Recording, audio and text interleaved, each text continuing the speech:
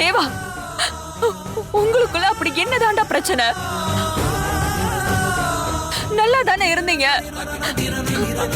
வீணா ரொம்ப துணிச்சலான பொண்ணு இப்படி மருந்து குடிக்கிற அளவுக்கு போயிட்டாலே.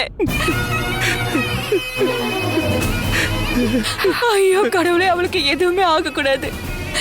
அம்மா கனக துர்கா, எப்படியாவது என் மருமகளை காப்பாத்தி கொடுமா.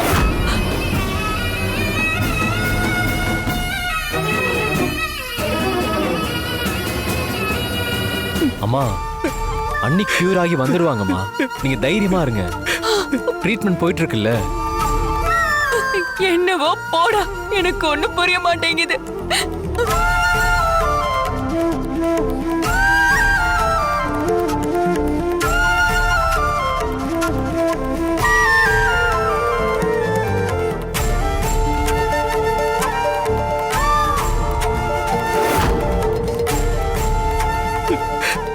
என் தப்புதான். நான் அவளை அடிச்சிருக்க கூடாது. அழாதீங்கண்ணே.